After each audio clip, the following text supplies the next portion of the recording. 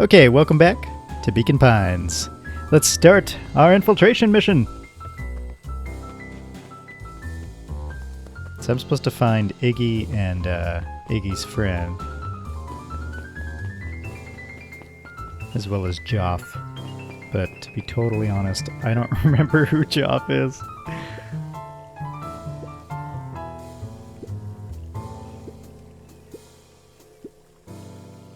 Yes, we can do it. We can pull through. Is this Joff? I can never remember. This is not Joff. Or Jeff. I don't know. Where's Iggy? He wouldn't be at the library. I don't think he hangs out there. But we can check. Oh. Oh, that's Joff. Duh. He's one of my favorite characters.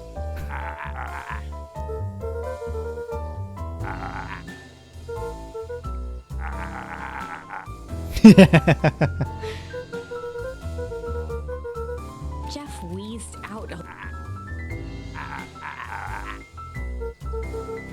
The joy in Jeff's face drained instantly.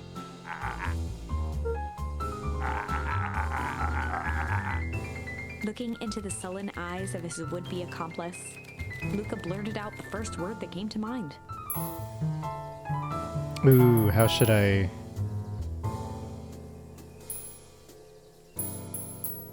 I mean, he loves junk. So, junk! Oh, man.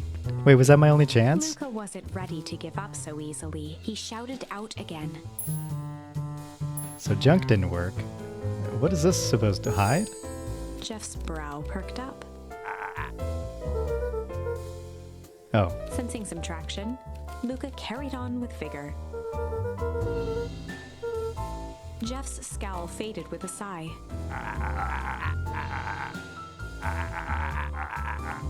One good stomp of the foot was all Jeff needed to drive his point home.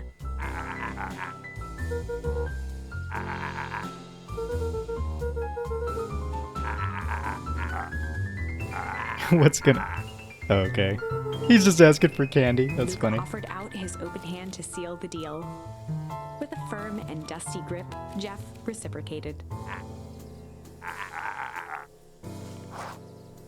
Alright, that was pretty easy.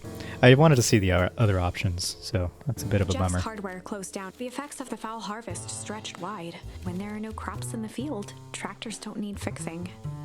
Oh man, he had a shop and it got shut down. What does he even do for livelihood?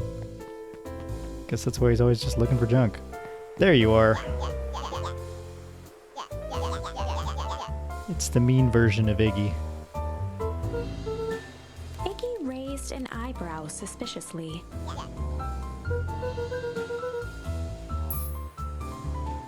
Bags of malice or bags of shit? I think he would appreciate the shit. Iggy gave a reluctant shrug.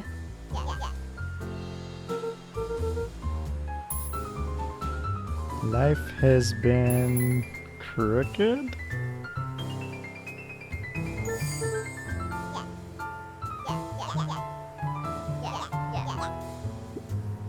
Wow. Can I try again? Luca knew they'd need Iggy and Tish to pull this off. He tried again. I'll try malice.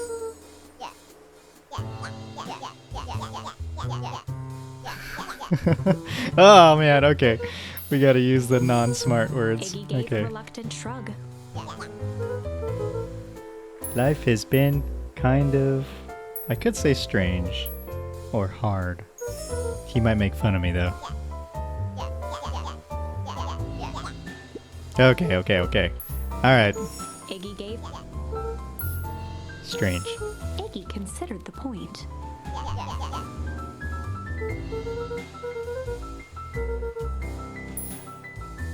What do you say we... break? Hide, pull... let's try break. Break our hostilities.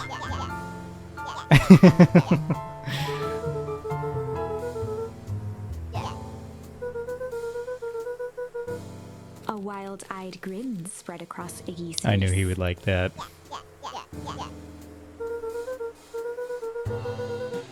Iggy glanced over to Tish, who nodded in agreement.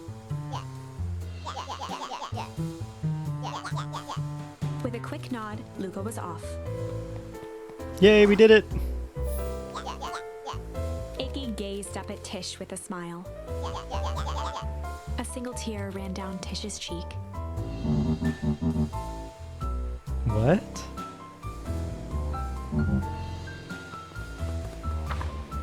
Aww. Chapter 7. So they wanted friends, they just don't know how to make them because they're just bullies. Into the hive. A good heist requires preparation, and thorough preparation takes time, something they had precious little of. So far, everything was in order. Jeff, Iggy, and Tish all agreed to do their part. Beck radioed Luca that night with a simple and covert message. "We are locked and loaded on my end." And Rollo, after a lengthy confession, managed to persuade Roxy and Fitz to help. He stowed away in mission control for the night to avoid attracting attention. I don't understand how a sister's like, oh wait, you aged 10, maybe 15 years, and I'm okay with that? Whatever. Seems like it Rollo, worked. being uniquely suited for the role, would be the first to breach perennial harvest. The outfit provided by Jeff wasn't perfect, but a convincing disguise is 10% wardrobe, 90% confidence. Rollo took a few vigorous a breaths mustache. and shook out his arms. Oh gosh, he looks like a maintenance worker.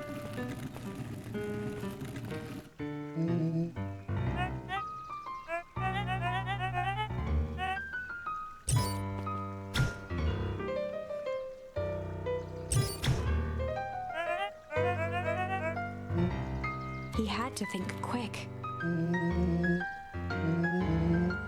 Rollo sighed, adjusting his tool belt.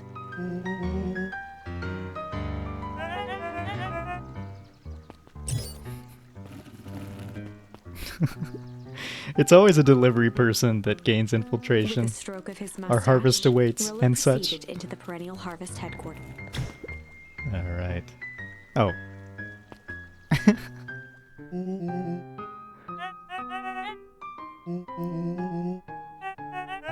He stammered and flipped through the pages of his clipboard.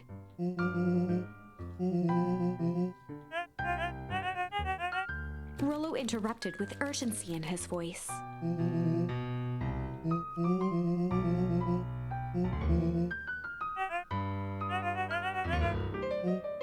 Rollo panicked.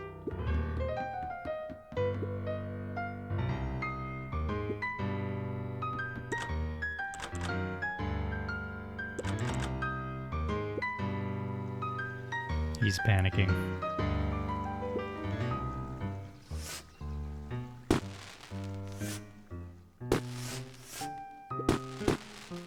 The distraction was enough for Rollo to regain his confidence. The clipboard fumbled around in a frenzy.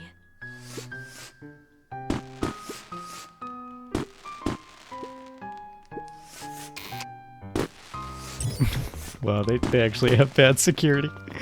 But it works in our favor!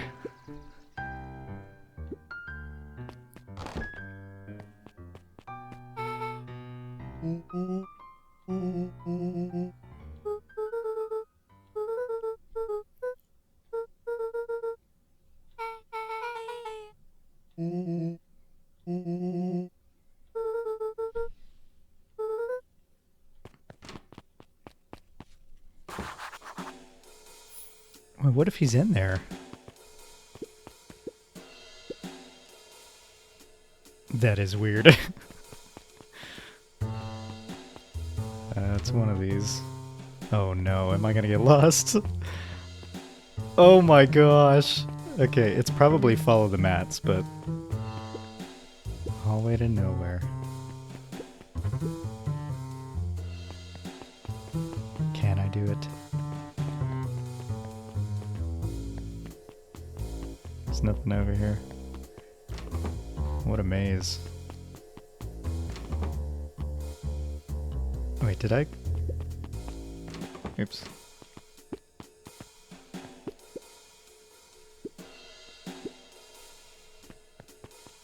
I've never liked those fake plants because you can easily grow like a sansevieria in a inside, no issue. Solomon stopped in his tracks.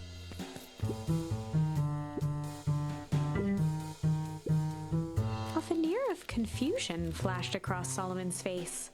His words rushed out dramatically.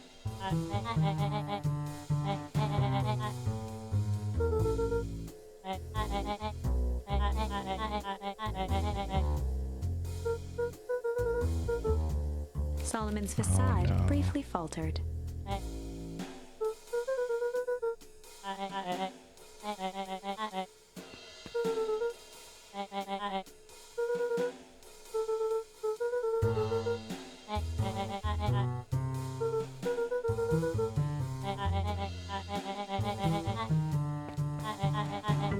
Luca happened to notice a plaque above the door.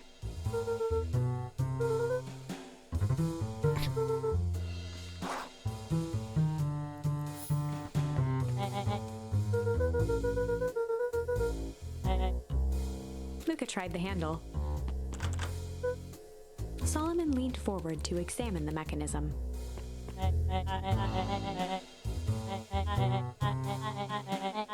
Luca smiled and looked at his watch.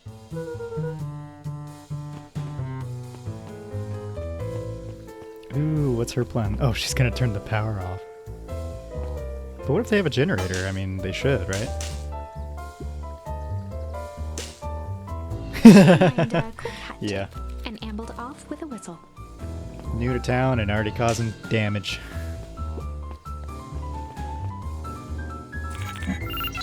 The light on the keypad changed from red to green. Why is it always in movies that when like the power goes out, all the cells unlock in a jail or like all the doors unlock? That is not what happens.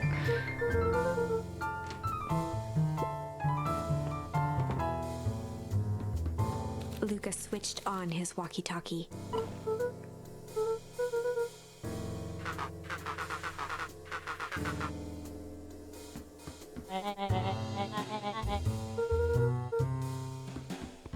On the computer screen, a green cursor blinked in a password field. Luca pecked out his best guess: underground secrets. The screen blinked to life. Really? Columns of green numbers glowed. It on is a black dumb background. password.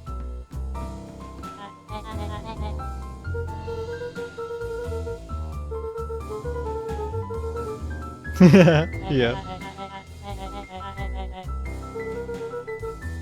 Yep. Solomon's jaw clenched into a half smile. Luca quickly scanned the columns for number 24601. I think Luca is in danger, because I mean Solomon could just like attack him right now. Once again, Luca scrutinized the numbers on the screen. In that moment of distraction, Solomon reached forward and pressed a large red button.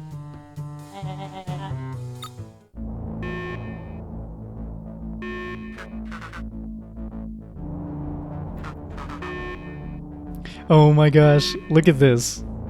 His son is hit with darts in the portrait on the wall. That is so mean. He quickly skimmed the screen with his finger. You can do it.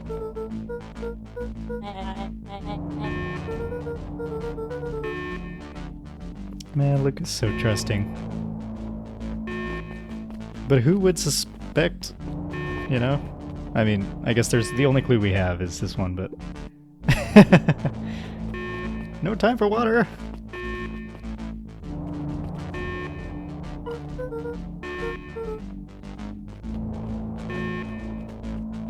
Mr. Kerr approached with a sneer and spoke into his walkie-talkie. With self-satisfaction, he called into the hallway.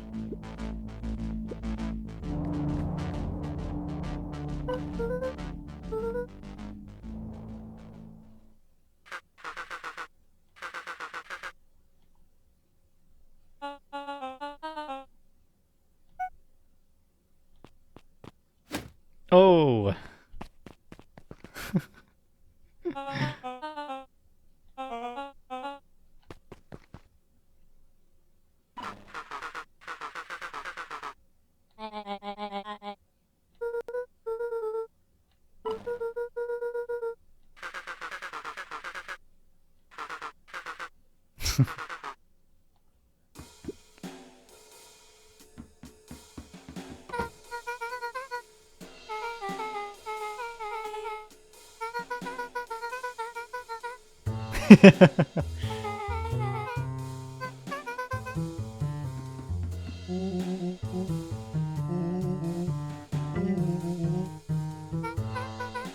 Nellie leaned over to examine his teeth.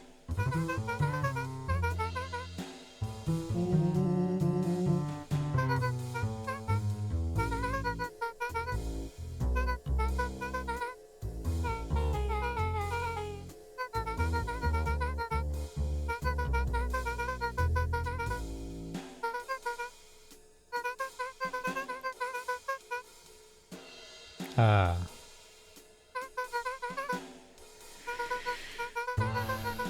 That can't be good.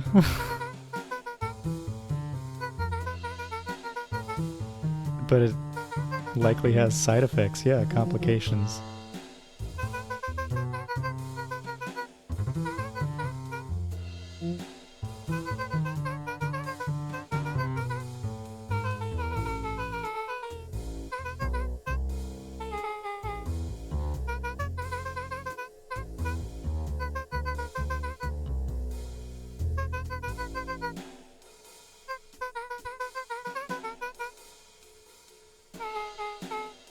Nellie sighed.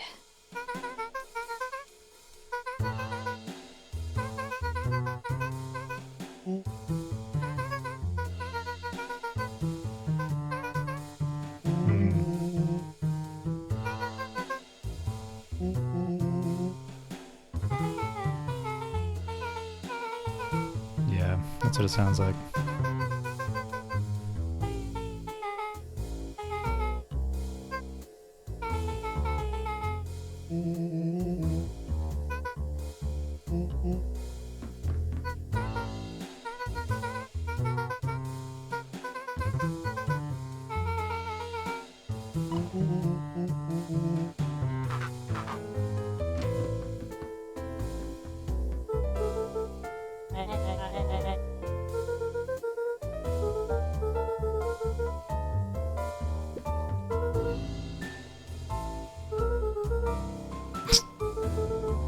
Solomon muttered inaudibly.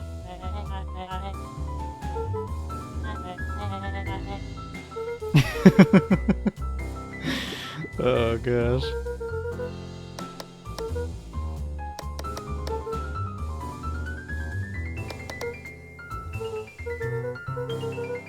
Solomon once again muttered under his breath. Luca tugged on each of the cabinets. All locked. I don't know about that. He seems pretty careless at this point.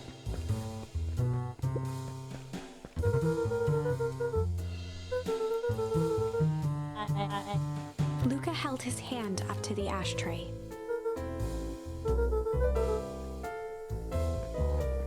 So he smokes, he drinks, and he,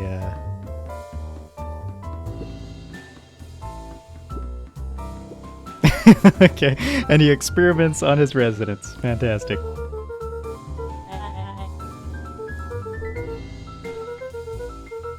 With a subtle, quivering lip, a smile crawled across Solomon's face. No, Luca, no! They heard the trampling of frantic footsteps from the hallway. Okay.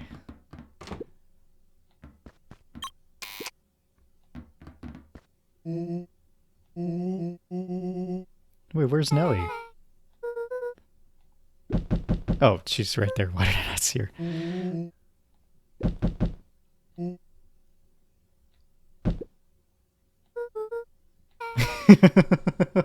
That's all they can ask.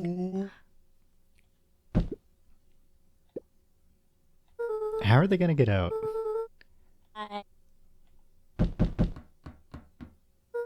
He's gonna open it, watch.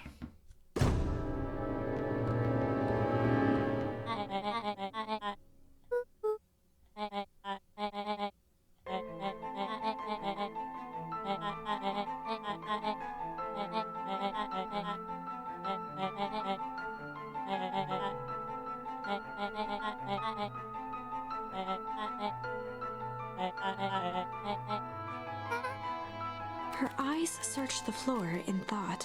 Solomon watched eagerly, waiting for the flicker of epiphany. With a sickened look, she peered into his soul. Solomon clapped with genuine delight.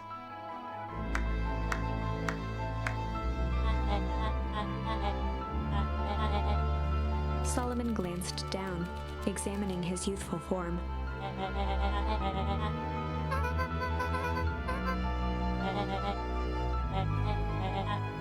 Kerr presented it with a theatrical twirl of the hand.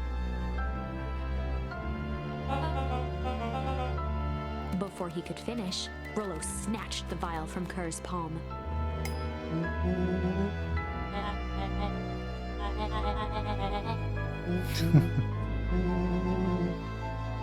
Rollo casually Right. tossed the vial to Luca. He jiggled the vial mockingly. Wait!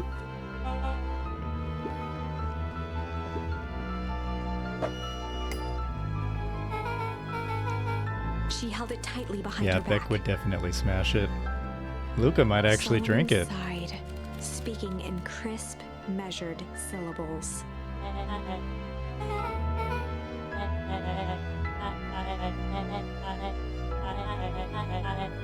He pursed his lips with feigned sincerity. A deep uncertainty washed over Beck. Yeah, that's not gonna happen. You know it's true.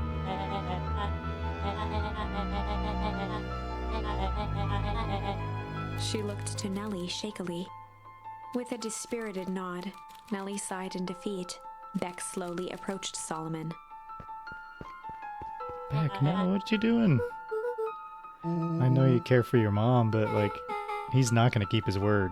With apprehension, Beck conceded. Solomon pocketed the vial and brushed off his shoulder with a sharp flick.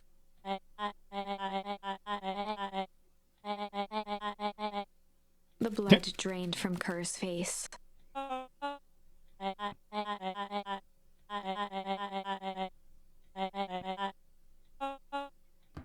Dang, so we're at the same place.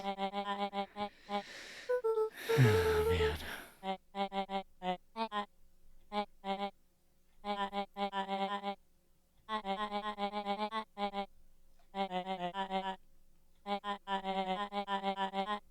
Solomon shook his head with gratification. Like father, like son, I guess.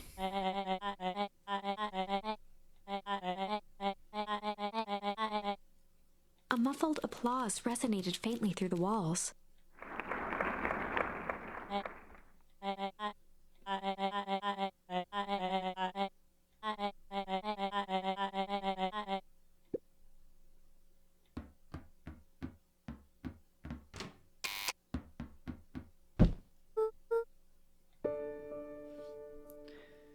Okay, but we gotta explain, where did the clones come from?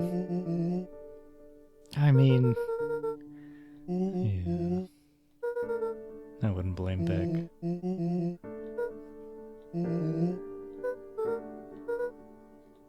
No, it's not over. We're still alive.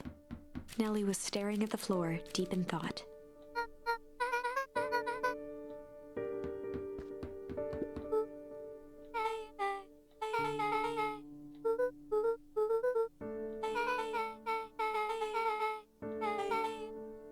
Time wounds all heals. That's actually pretty good. I'm gonna remember that. I'm gonna take a screenshot too. That's great. She ready to talk?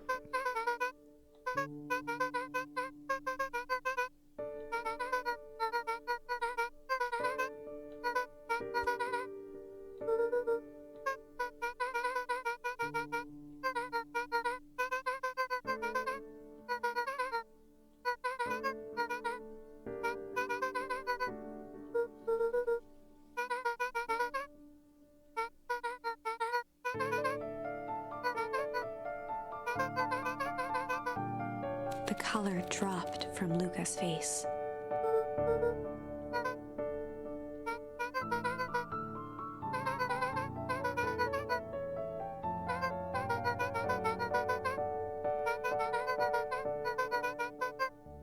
Mm-hmm.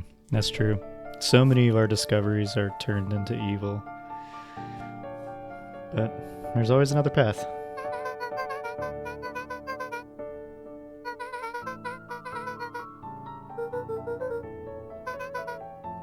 Luca was overwhelmed with emotion.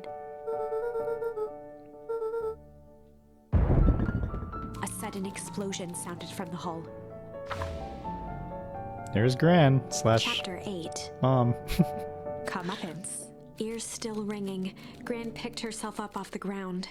Through the dust and smoke, she looked over to see Mrs. Fratelli helping Hiram Tolliver to his feet. She'd had to beg, borrow, and steal to acquire those explosives. How many nights had she spent visualizing how she'd use them to make things right?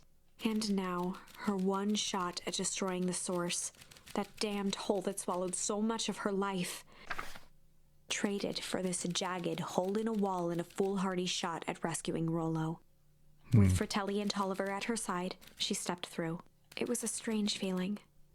The last time she'd stalked this maze of hallways, it was in a different body. They quickly rounded a corner to find a group of clipboards guarding a door. Something worth guarding is probably something worth seeing. She leapt forward, brandishing her cane. If her last chance at vengeance for things lost was truly gone, she would just have to fight to keep what she still had.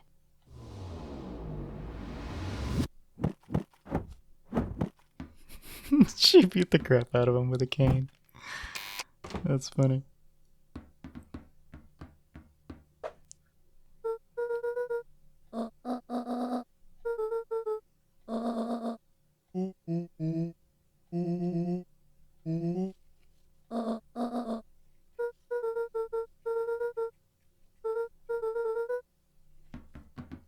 They made their way out from deep within Perennial Harvest, just as Solomon finished up his speech. Solomon pulled a glass vial from his pocket. In one smooth motion, he downed its contents. A triumphant smile grew across Solomon's lips.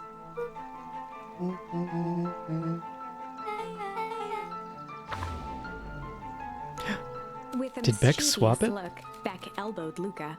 Remember when I had the vial behind my back? Oh, cool. With a little malice, chains, or junk.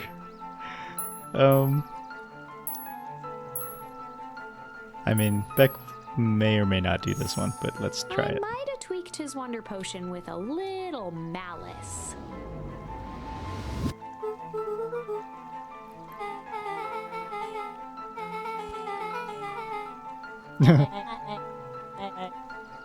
His body and face began to contort and expand as he disappeared into a belching green mist.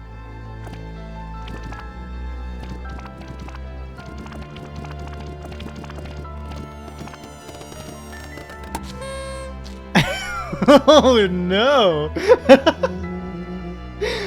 Oh, 80 poof. 80 poof whiskey.